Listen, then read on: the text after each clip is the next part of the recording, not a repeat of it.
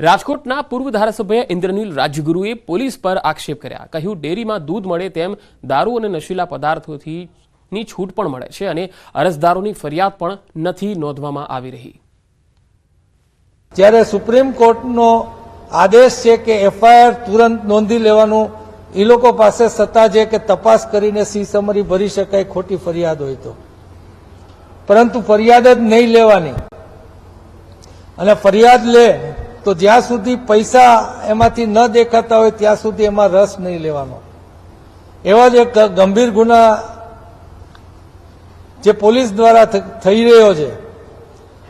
નાબાલિગ દીકરી ઘરમાંથી ગુમ હોય, એની ફરિયાદ થાય અને એને મહિનો સવા મહિના સુધી એના મા બાપને એનો જવાબ ન મળે, આનાથી ખરાબ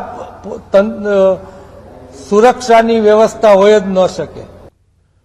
વાંસદાના ધારાસભ્ય અનંત પટેલે નિવેદન આપ્યું છે। તેમણે કહ્યું છે કે કિસાન સૂર્યોદય યોજનામાં દિવસે 8 કલાક વીજળી આપવાનો દાવો કરાયો છે, પરંતુ તાપી અને નવસારીમાં દિવસે વીજળી અપાતી નથી। 50માંથી માત્ર 9 સબસ્ટેશનમાં જ દિવસે વીજળી આપવાની વ્યવસ્થા છે। દુઃખ સાથે કહેવું પડે, અમારો વિસ્તાર જંગલ વિસ્તાર, અંતરિયાળ વિસ્તાર, ડુંગરાળ વિસ્તાર છે અને આ વિસ્તારમાં રાત્રિ દરમિયાન જો વીજળી આપે અને રાત્રે પાણી મૂકવા જવાનું હોય છે ત્યારે કિસાનોને, ખેડૂતોને ખૂબ તકલીફ પડે છે। જંગલી જનાવરનો ભય છે। અમારા અહીંયા સૌથી વધારે લેપડ છે, લેપડના એટેકના બનાવો બને છે, સર્પદંશના કેસો થાય છે। ત્યારે દિવસે વીજળી માંગવા માટે અમે ઘણા બધા પ્રયત્નો કર્યા છે।